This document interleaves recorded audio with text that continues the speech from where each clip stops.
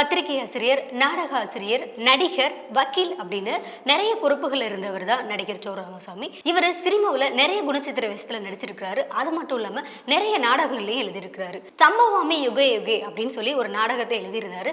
அந்த நாடகத்துக்கு தலைமை தாங்கிறதுக்காக பெருந்தலைவர் காமராசர் ஐயா வந்திருக்காரு. அந்த நாடக மேடையில் பெருந்தலைவர் காமராசர் சோ ராமசாமி கிட்ட அந்த நாடகத்தை பற்றி கேட்டிருக்காரு.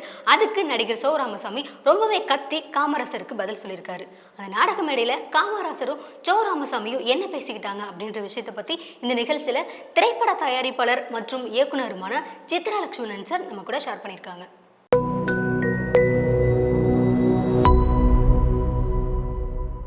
சோ எழுதி இயக்கிய நாடகங்களில் சம்பவாமி யுகே யுகே என்ற நாடகம் அவருக்கு மிகப்பெரிய புகழை பெற்றுத்தந்த நாடகமாக அமைந்தது.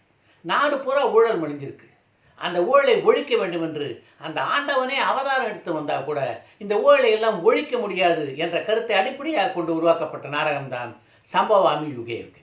அப்போது பக்தவச்சலம் தலைமையிலே இயங்கிக் கொண்டிருந்த தமிழக அரசு அந்த நாடகத்துக்கு தடை விதித்தது. உடனே கோர்ட்டுக்கு போனார் சோ. அவர் தான் வக்கீலாச்சே. அதனால் தன்னுடைய ரிட்டு மனுவில் மிகவும் வலுவான வாதங்களை எழுப்பியிருந்தார் சோ. நிச்சயமாக நீதிமன்றத்தில் இந்த வழக்கு சோவுக்கு ஆதரவாக தான் தீர்ப்பாகும் என்று அரசாங்கத்துக்கு தெரிஞ்சதுனால அரசாங்கம் அந்த தடையை விலக்கிக் கொள்ள முயற்சி செய்தது. அப்போது இருந்த அரசாங்க அதிகாரிகள் பலர் சோவை சந்தித்து பேசினார்கள். இந்த நாடகத்தில் நாங்கள் சொல்கிற சில குறிப்பிட்ட வசனங்களை மட்டும் நீங்கள் மாற்றிட்டீங்கன்னா உங்களுக்கு நாங்கள் அனுமதி கொடுத்து விடுகிறோம் என்று அவர்கள் சொன்னார்கள். சோவுக்கு தான் நிச்சயமாக இந்த கேஸு கோர்ட்டுக்கு போனால் அவர் பக்கம் ஜெயிக்கும்னு தெரியுமே. அதனால் ஒரு படி கூட கீழே இறங்கி வர சோ சம்மதிக்கவில்லை. என்னால் எந்த வசனத்தையும் மாற்ற முடியாது என்றார். வேறு வழி இல்லாமல் தமிழக அரசு அந்த நாடகத்துக்கு அனுமதி கொடுக்க வேண்டிய ஒரு சூழ்நிலை அப்போது ஏற்பட்டது. அந்த நாடகத்துக்கு தமிழக அரசு தடை விதித்தது. பின்னர் அந்த தடையை விலக்கி கொண்டது எல்லாம் தொடர்ந்து பல பத்திரிகைகளில் செய்தியாக வெளியானதுனால அதுவே அந்த நாடகத்துக்கு ஒரு மிகப்பெரிய விளம்பரமாக அமைந்தது. அதன் காரணமாக அந்த சம்பவாமி யுகே நாடகம் எங்கே நடந்தாலும் அந்த நாடகத்தை பார்ப்பதற்காக கூட்டம் அலைமோதியது. பாலமந்திர் என்ற அமைப்புக்கு நிதி திரட்டுவதற்காக சோவுடைய சம்பவாமி யுகே நாடகம் ஒரு முறை நடைபெற்ற போது பெருந்தலைவர் காமராஜ் அந்த நாடகத்துக்கு தலைமை தாங்க வந்திருந்தார். அப்போ அரசாங்கத்தில் அவர் எந்த பதவியிலும் இல்லை என்றாலும் இந்திய அரசியலில் மிகப்பெரிய சக்தியாக அந்த காலகட்டத்திலே அவர் விளங்கி கொண்டிருந்தார். அந்த நாடகத்துக்கு தலைமை தாங்கிய அவர் அவசரமாக வேறொரு நிகழ்ச்சியிலும் கலந்து கொள்ள வேண்டியிருந்ததுனால அந்த நாடகத்தின் இடைவேளையிலேயே காமராஜர் பேசுவது என்று ஏற்பாடாகியிருந்தது. அந்த விழாவிலே கலந்து கொள்ள வந்திருந்த ஜெமினி நேசன் மேடையிலே பேசும்போது பெருந்தலைவர் காமராஜர் அவர்கள் வேறு ஒரு முக்கியமான நிகழ்ச்சியிலே கலந்து கொள்ள வேண்டியது இருப்பதனால இங்கேருந்து இப்போ போக வேண்டியிருக்கு. அதனால் இந்த நாடகத்தை முழுமையாக பார்க்கக்கூடிய வாய்ப்பு அவருக்கு இல்லை. ஆனாலும் அவர் இந்த நாடகத்தை ஒரு முறை முழுமையாக பார்க்க வேண்டும் என்று நான் கேட்டுக்கொள்கிறேன். ஏன்னா இந்த நாடகம் அவ்வளவு சிறப்பான நாடகம் என்று மேடையிலே பேசினார். ஜெமினி நேசன் பேசிகிட்டு இருக்கும்போது பெருந்தலைவர் காமராஜருக்கு ஒரு பக்கத்திலே சோவும் இன்னொரு பக்கத்திலே அந்த பாலமந்திர் நிர்வாகியும் அமர்ந்திருந்தார்கள். ஜெமினி நேசன் அந்த நாடகத்தை பற்றி அப்படி புகழ்ந்து பேசிய உடனே சோவுடைய பக்கம் திரும்பிய பெருந்தலைவர் காமராஜர், ஜெமினி நேசன் இந்த அளவுக்கு உங்கள் நாடகத்தை புகழறாரு, அப்படி இந்த நாடகத்தில் என்ன பண்ணியிருக்கீங்க என்று சோவை பார்த்து கேட்டார். நாக்கில் சனி நாக்கில் சனின்னு ஜோசியக்காரங்களாம் சொல்லுவாங்கள்ல, அப்படிப்பட்ட அந்த சனி தன்னுடைய நாக்கிலே என்று உட்கார்ந்திருப்பதை அறியாத சோ பெருந்தலைவர் காமராஜ் கேட்ட கேள்விக்கு பதில் சொல்லும்போது இந்த நாடகத்தை விட நாடகத்துக்கு வந்த பிரச்சனைகள் தான் ரொம்ப பெருசு. இந்த அரசாங்கம் இந்த நாடகத்துக்கு தடை விதித்தனால்தான் இந்த நாடகத்துக்கு முக்கியத்துவம் கிடைத்தது என்று பெருந்தலைவரிடம் பதில் சொன்னார். அப்படி அரசாங்கம் தடை விதிக்கிற மாதிரி நீங்கள் என்ன எழுதியிருந்தீங்க என்று பெருந்தலைவர் காமராஜ் கேட்டபோது அதை அரசாங்கத்திடம் தான் கேட்கணும் என்று சோ பதில் சொல்ல, நீங்கள் ஏதாவது அதிக பிரசங்கித்தனமாக எழுதியிருப்பீங்க என்றார் பெருந்தலைவர் காமராஜ். அப்படி நான் அதிக பிரசங்கித்தனமாக எழுதியிருந்தா அதுக்கப்புறம் ஏன் அரசாங்கம் அனுமதி கொடுக்கணும் என்று சோ பெருந்தலைவர் காமராஜிடம் கேட்க அந்த கேள்வி பெருந்தலைவருக்கு லேசான கோபத்தை உண்டாக்கியது. உங்களுக்கு ட்ராமா போடுறதுக்கு லைசன்ஸ் கொடுத்தா நீங்கள் எப்படி வேணால் நாடகம் போடலான்னு அர்த்தமா? உங்களுக்கு கார் ஓட்டுறதுக்கு கூட தான் அரசாங்கம் லைசன்ஸ் கொடுக்குது. கார் ஓட்ட லைசன்ஸ் வாங்கிட்டோமே ரோட்டில் கார் ஓட்டாமல் ஆள் மேலே ஓட்டுவீங்களா என்று காமராஜர் சோவை பார்த்து கேட்கின்ற வரை இந்த பேச்சுவார்த்தை இருக்கு. அது மெல்லிய குரலிலே அவர்களுக்கு நடுவே நடைபெற்று கொண்டிருந்தது. ஒரு பக்கம் ஜெமினி நேசனும் தொடர்ந்து மேடையிலே பேசி கொண்டிருந்தார். அதனால் அந்த நாடகத்தை பார்க்க வந்திருந்த யாருக்குமே மேடையில் இப்படி ஒரு பிரச்சனை நடைபெற்று கொண்டிருப்பது தெரியாமலே இருந்தது. ஆனால் காமராஜர் அப்படி பேசியதற்கு பின்னாலே ஆவேசத்தோடு அந்த மேடையிலே எழுந்து நின்ற சோ, எனக்கு டிரைவிங் லைசன்ஸ் கொடுத்ததுக்கு பின்னாடி டிராஃபிக் ரூல்ஸ் படி நான் கார் ஓட்டுறதை யாராலும் தடுக்க முடியாது.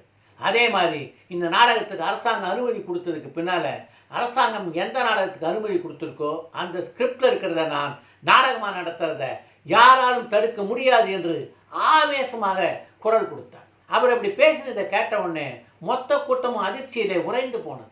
மேடையில் மைக்கை பிடிச்சி பேசிக் கொண்டிருந்த ஜெமினிடேசன் தன்னுடைய பேச்சை உடனடியாக நிறுத்திவிட்டார். அதற்கு மேலும் அந்த மேடையில் இருக்க விரும்பாத பெருந்தலைவர் காமராஜ் அவசர அவசரமாக மேடையை விட்டு இறங்கி தன்னுடைய காரை நோக்கி போனார். அவர் எப்படியாவது சமாதானப்படுத்தி விட வேண்டும் என்று இந்த பாலமந்திர் நிர்வாகிகள் எல்லாம் அவர் பின்னாலே ஓடினார்கள். இதுக்குள்ளே அங்கே ஓடி வந்த ஜெமினிடேசன் சோனுடைய கையை பிடிச்சிக்கிட்டு, என்ன இப்படி மடத்தனமாக நடந்துக்கிட்டேன், அவர் எவ்வளோ பெரிய தலைவர், வா வந்து அவர்கிட்ட மன்னிப்பு கேள் என்று சோவின் கையை பிடித்து இழுத்தார். ஆனால் சோ அந்த இடத்த விட்டு ஒரு இன்ச்சு கூட நகரல. அதற்குள்ளே அங்கே வந்த பாலமந்திர் நிர்வாகிகள் சிலர் காமராஜர் அவர்கள் காரில் ஏறத்துக்கு முன்னாடி அவர்கிட்ட கொஞ்சம் மன்னிப்பு கேட்டுருங்க என்று சோவிடம் மன்றாடினார்கள். ஆனால் சோ அதற்கும் அசரல. ஒரு வழியாக காமராஜர் அங்கிருந்து புறப்பட்டு சென்றதற்கு பின்னாலே அந்த நாடகம் நடந்து முடிந்தது. நாடகம் நடந்து முடிந்த உடனே சோவுடைய நாடக குழுவை சேர்ந்த எல்லோரும் சோவை சரமாரியாக திட்டி தீர்த்தார்கள். ஆனால் அப்போதும் சோ தன்னுடைய தவறை உணரவில்லை. அப்படி ஒரு மாபெரும் தலைவர்கிட்ட அவமரியாதையாக நடந்து கொண்டு விட்டோமே என்ற எண்ணம் என் மனசுக்குள்ள அன்னைக்கு எழவே இல்லை. அவர் கேட்ட கேள்விக்கெல்லாம் அசராமல் பதில் சொல்லிவிட்டோம் என்ற திருப்தி தான் எனக்குள்ளே இருந்தது. அந்த அணுகுமுறையால் எந்த பயனும் இல்லை என்பதை உணர்ந்து கொள்வதற்கு எனக்கு பல வருடங்கள் பிடித்தன என்று ஒரு கட்டுரையிலே குறிப்பிட்டிருக்கிறார் சோ. அப்போது சோ டிடிகே நிறுவனத்திலே பணியாற்றி கொண்டிருந்தார். மறுநாள் காலையில் அவர் அலுவலகத்துக்கு போனோடனே அவரை அழைத்த டிடிகே வாசு, என்னையா பெருந்தலைவர் காமராஜர்கிட்ட மரியாதை இல்லாமல் நடந்துக்கிட்டியாமே, சரி சரி வா காரில் ஏறு, அவர் வீட்டுக்கு போய் மன்னிப்பு கேட்டு விட்டு வந்து விடலாம் என்று சோவை அழைத்தார். இதோ வந்துடுறேன் என்று சொல்லி அந்த அறையை விட்டு கிளம்பினவர் தான் சோ. தான் செய்த தவறை ஒத்துக்கொள்ளக்கூடிய ஒரு தைரியம் அந்த காலகட்டத்தில் சோவுக்கு இல்லாத இருந்த காரணத்தினால இனி கொஞ்ச காலத்துக்கு ஆஃபீஸ் பக்கமே போவானா, வீட்டிலேயே இருந்துடலாம் என்று முடிவெடுத்தார் சோ.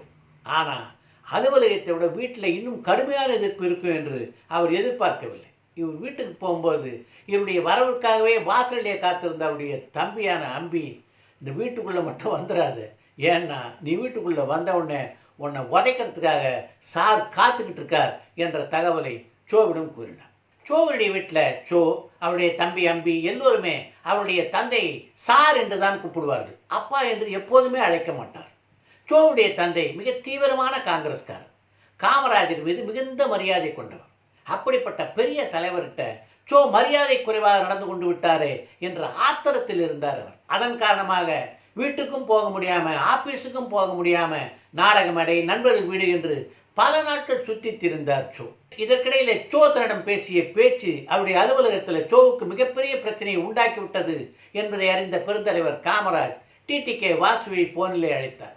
அந்த பையன் அன்னைக்கு கொஞ்சம் அதிக பிரசங்கித்தனமாக தான் பேசிட்டான், இருந்தாலும் நான் ஒன்றும் பெருசாக எடுத்துக்கல என்று பெருந்தலைவர் காமராஜ் டிடிகே வாசுவிடம் சொல்ல அந்த பிரச்சனை ஒரு வழியாக முடிவுக்கு வந்தது.